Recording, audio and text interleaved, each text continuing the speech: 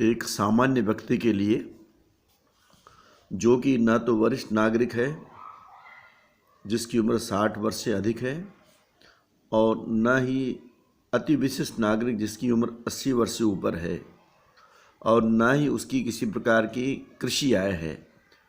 यानी 60 वर्ष से कम उम्र का व्यक्ति, चाहे महिला हो या पुरुष, उसकी टैक्स की कैलकुलेशन किस प्रकार से किया जाए।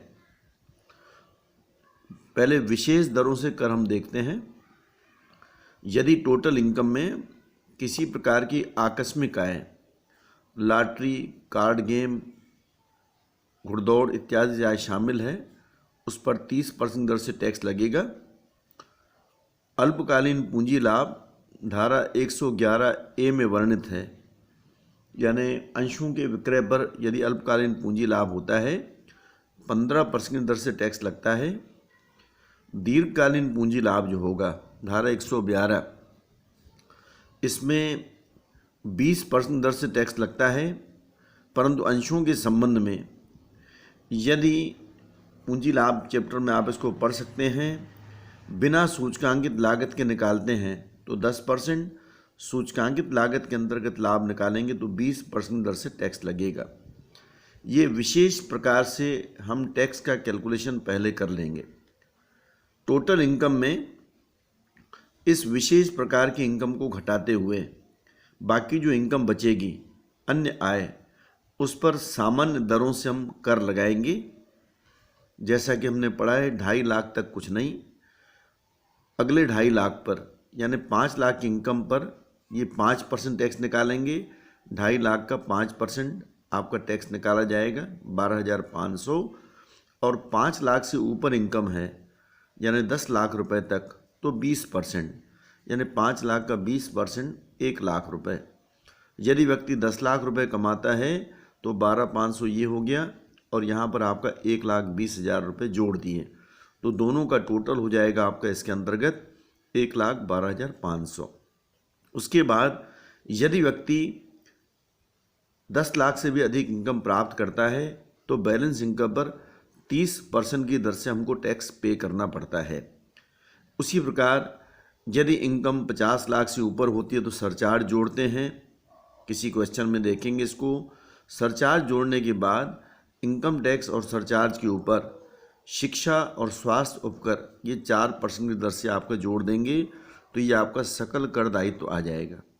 सकल कर दायित्व में से टैक्स डिडक्टेड एट सोर्स, उद्गम स्थान पर कर की कटौती, और यदि हमने कोई अग्रिम कर पटाया है उसको घटा देंगे, शुद्ध कर दायित्व आ जाएगा, जिसको 10 रुपये में हम यहाँ पर राउंड ऑफ कर लेते हैं। आगे एग्जाम्पल के माध्यम से इसको और हम समझ लेंगे। दूसरी स्थिति इस प्रकार से है कि यदि मान लीजिए हमारी कृषि आय भी है तो टोटल इनकम में एग्रीकल्चर इनकम को पहले जोड़ दिया जाएगा। ये कहलाती है समेकित आय या एग्रीगेट इनकम।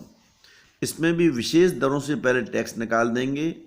आकस्मिक आय का 30%, धारा 111A में वर्णित अल्पकालीन पूंजी लाभ का 15%, दीर्घकालीन पूंजी लाभ पर 20 या 10% जैसी भी सिचुएशन होगी।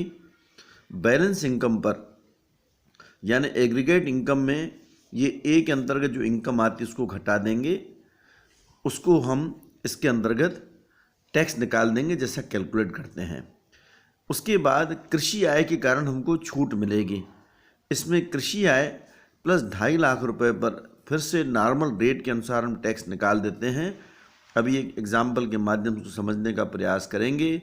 सरचार्ज यदि कोई हो तो जोड़ देंगे, शिक्षा और स्वास्थ्य उपकर 4% जोड़ देंगे तो सकल कर दायित्व, TDS और अग्रिम कर घटा देंगे तो नेट टैक्स पेबल आ जाएगा।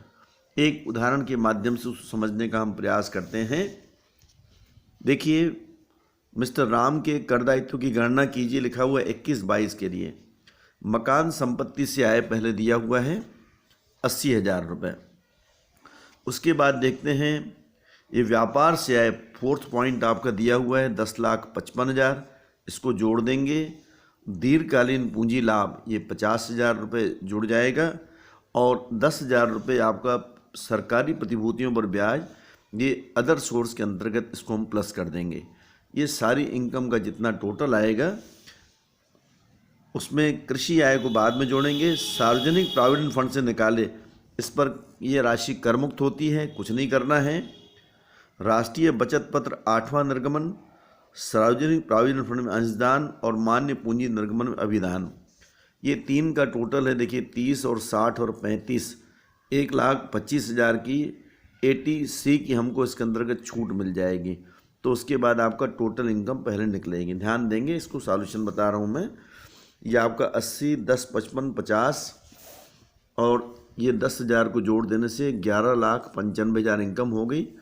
80C अधिकतम 1.5 लाख तक घटा सकते हैं, 1,25,000 घटा दिया गया, 10,70,000 टोटल इनकम। इसमें एग्रीकल्चर इनकम जो 1 लाख रुपए जोड़ देंगे तो ये समेकित आए 11,70,000। अब दीर्घकालीन पूंजी लाभ पर 20% दर से टैक्स लगता है, तो ये आपका 1 लाख रुपए हो गया, 10,000 रुपये सॉरी। अब 11,70 में 50,000 घटा दिए, बाकी बचा आपका 11,20।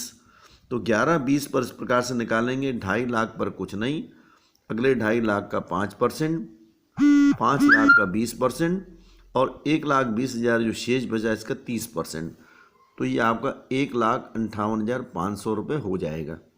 इसमें से एग्रीकल्चर इनकम के कारण हम छूट देंगे, तो ये 2.5 लाख प्लस 1 लाख, 2.5 लाख तक तो कुछ नहीं लगता।